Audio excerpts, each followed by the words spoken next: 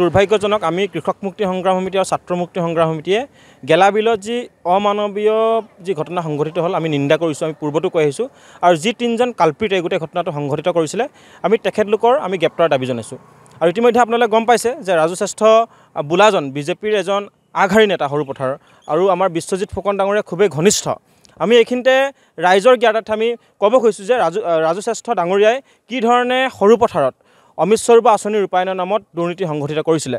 আপোনালোক সকলোৱে জানে যে অমিত স্বৰূপৰ নামত অসম নাগালেণ্ড সীমান্তৱৰ্তী অঞ্চলৰ তিনিটাকৈ পঞ্চায়ত কৰৈঘাট, হালধিবাৰী আৰু চিলনীজান এই তিনিটা পঞ্চায়তত মুঠ 5টা অমিত স্বৰূপ আঁচনি ৰূপায়ণৰ কাৰণে আহিছিলে। আৰু আমি দেখিছিলোঁ যে যেতিয়া তাত এই আঁচনিসমূহ ৰূপায়ণ কৰা হৈছিলে তাত আমি দেখিছিলোঁ যে আচৰিত ধৰণে আচলতে তাতে শিলৰ সন্ধান পাইছিলে, যিহেতু দয়াং নদীখন কাষতেই আছিলে। আৰু তাত যেতিয়া তেওঁলোকে পুখুৰী খান্দিছিলে প্ৰথম অৱস্থাত তাত শিল ওলোৱাৰ পিছৰে পৰা তাত তেওঁলোকে আচলতে আলাদিনৰ চাকি পোৱা নিচিনা পাইছিলে।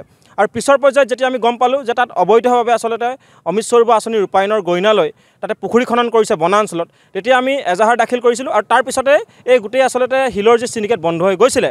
আমি দেখিছোঁ যে ইয়াতে এই গোটেই শিলৰ চিণ্ডিকেটটো আচলতে পোহপাল দিয়া মূল ব্যক্তিজনে হৈছে আমাৰ সৰুপথাৰ সমষ্টিৰ সন্মানীয় বিধায়কজন। আপোনালোকে দেখিব যে এখন লেটাৰ এই লেটাৰখনে আচলতে বিশেষ চৰ্চাত আছে। Office of the block development officer Golaghat south development block Sarupathar. এইখন BDOই ছাব ডিভিজনেল অফিচাৰ SDOলৈ প্ৰেৰণ কৰিছিলে তেতিয়া। এতিয়া দেখিব যে কনষ্ট্ৰাকশ্যন অফ অমিত স্বৰূপৰ scheme which are duly approve by honourable local MLA। তাত যিহেতু 5টা অমিত স্বৰূপ আঁচনি ৰূপায়ণৰ কাৰণে সন্মানীয় বিধায়কজনে এপ্ৰুভেল তেওঁ জনাইছে বুলি BDOগৰাকীয়ে জনাইছে আমাৰ SDOগৰাকীক। আৰু তাৰ পিছৰ পৰ্যায়ৰ পৰা আচলতে তাতে অমিত স্বৰূপ আঁচনি ৰূপায়ণৰ কাম কাজ আৰম্ভ হৈছিলে। এইখিনিতে আমি ৰাজু শ্ৰেষ্ঠনো কেনেকৈ জড়িত এই গোটেই কেলেংকাৰীটোৰ লগত আমি দেখুৱাব বিচাৰিছোঁ। ইয়াতে খেৰবাৰী দেখিছে, ভিলেজ খেৰবাৰী, য'ত বৰ্তমানে অসম চৰকাৰে উচ্ছেদ চলাই আছে। আৰু ইয়াতে আপোনালোকে দেখিব যে ইয়াৰ name of the contractor Raju Shrestha আৰু লেণ্ড অ'নাৰ বনাঞ্চলত মাটিৰ এগৰাকী সন্দেহজনক লোক। এইটো মই কোৱা নাই, এইটো ডকুমেণ্টছে কৈছে, এখন চৰকাৰী ডকুমেণ্টছ। লিষ্ট অফ অমিত স্বৰূপৰ constructed in forest areas under Golaghat division. এইটো মই কোৱা নাই, এইটো চৰকাৰী এখন নথি হয়। BDO অফিচৰ পৰা আমি তথ্য জনাৰ অধিকাৰ আইন 2005 অধীনত আমি RTI কৰি উলিয়াইছিলোঁ। এতিয়া লেণ্ড অ'নাৰ বুলি লিখা আছে মহম্মদ ইমৰান আলী। ইয়াতে জাকিৰ আলী, নুৰুল হক, হাৰ্জপ আলী। বনাঞ্চলত তেওঁলোকে মাটিৰ গৰাকী ইতিমধ্যে কাগজে পত্ৰে বনাই থৈছে। তাৰপিছত চৰকাৰে এতিয়া তেখেতলোকক উচ্ছেদ কৰিছে, সন্দেহজনক লোকসকলক উচ্ছেদ কৰিছে। আৰু ইয়াতে চৰকাৰী কাগজ পত্ৰতে ওলাই পৰিছে যে তেওঁলোক মাটিৰ গৰাকী হয়, বনাঞ্চলৰ মাটিৰ গৰাকী। কি ধৰণে সৰুপথাৰত এক অৰাজক পৰিৱেশে বিৰাজ কৰিছে চাওক, কি ধৰণে কাগজে পত্ৰই আচলতে তেখেতলোকে দুৰ্নীতিৰ চিণ্ডিকেটত নামি পৰিছে। এইখিনিতে আমি আৰু এটা কথা ক'ব খুজিছোঁ। ইতিমধ্যে আপোনালোকে গম পাইছে যে স্বতঃস্ফূৰ্তভাৱে ৰাজু শ্ৰেষ্ঠই যি ঘটনা সংঘটিত কৰিলে তাৰ বিৰুদ্ধে ৰাজপথলৈ ওলাই আহিছে, থানা ঘেৰাও কাৰ্যসূচী লৈছে। আৰু আমি এতিয়া গম পাইছোঁ যে ৰাজু শ্ৰেষ্ঠই আচলতে শ বিঘা মাটি চৰকাৰী ভূমি তেখেতে দখল কৰি অবৈধভাৱে আচলতে তাতে ৰবৰ বাগান খুলি তেওঁ তাৰ পৰা আচলতে ধন সংগ্ৰহ কৰি আছে, তেওঁ তাতে খেতি কৰিছে। গতিকে এইসমূহ মাটি কেতিয়া উচ্ছেদ হ'ব? আপোনালোকে ফেচবুক খুলি চাওক, তেখেতৰ ঘৰৰ কাষৰ মানুহে তেখেতে কি ধৰণে আচলতে চৰকাৰী ভূমি দখল কৰি ৰবৰ বাগান খুলি অবৈধভাৱে তেওঁ ধন সংগ্ৰহ কৰি আছে। গতিকে আমি দাবী উত্থাপন কৰিছোঁ অতি শীঘ্ৰে ৰাজু শ্ৰেষ্ঠ বোলাজনক গ্ৰেপ্তাৰ কৰিব লাগে।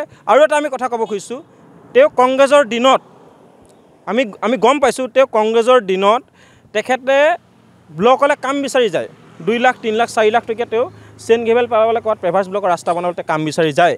কিন্তু BJP চৰকাৰৰ দিনত বিধায়ক বিশ্বজিৎ ফুকন ডাঙৰীয়াৰ শাসনকালত তেওঁ কি এনে আলাউদ্দিনৰ চাকি লাগিলে যে তেওঁ বৰ্তমানে 6খন ডাম্পাৰৰ মালিক, JCBৰ মালিক।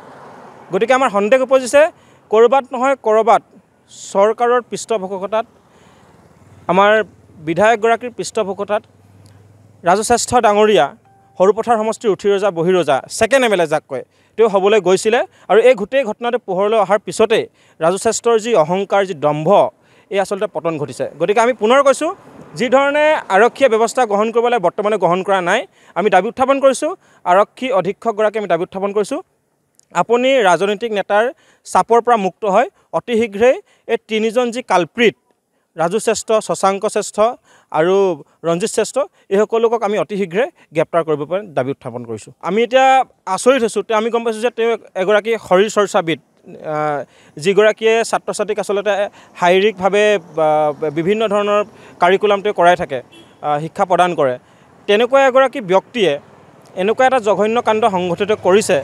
আমি সঁচাকৈ সৰুপথাৰ সমষ্টিবাসী হিচাপে লজ্জা অনুভৱ কৰিছোঁ। আৰু এই বুলিয়ে নহয়, আমি সৰুপথাৰ সমষ্টিবাসী হিচাপে এইকাৰণে লজ্জা অনুভৱ কৰিছোঁ, যি সৰুপথাৰত শ্বহীদ কুশল কোঁৱৰৰ ত্যাগেৰে মহীয়ান হৈ থকা এটা অঞ্চল, আমি যাক গৌৰৱ অনুভৱ কৰোঁ। সদায় আমি অসমৰ বাহিৰলৈ গ'লে আমি কওঁ যে আমি শ্বহীদ কুশল কোঁৱৰ আমি দেশৰ পৰা আহিছোঁ, মাটিৰ পৰা আহিছোঁ, সৰুপথাৰৰ পৰা আহিছোঁ। তেনে এগৰাকী মহান ব্যক্তিৰ ভূমিত এনেকুৱা এটা নিকৃষ্ট কাণ্ড এগৰাকী বিজেপি নেতাৰ পৃষ্ঠপোষকতাত হৈছে, সঁচাকৈ লজ্জাজনক বিষয়। আমি বিধায়ক ডাঙৰকৈ আহ্বান জনাইছোঁ, আপোনাৰ এই সতীৰ্থগৰাকী ক'ত আছে, বন্ধুগৰাকী ক'ত আছে, আপুনি পুলিচক অৱগত কৰি দিয়ক। অতি শীঘ্ৰে তেখেতক আইন আছে, আদালত আছে, বিচাৰ কৰিব ৰাজু শ্ৰেষ্ঠই কি ভুল কৰিছে। গতিকে আমি আহ্বান জনাইছোঁ, অতি শীঘ্ৰেই আচলতে ৰাজু শ্ৰেষ্ঠ বোলা কালপ্ৰিটটো গ্ৰেপ্তাৰ কৰিব লাগে।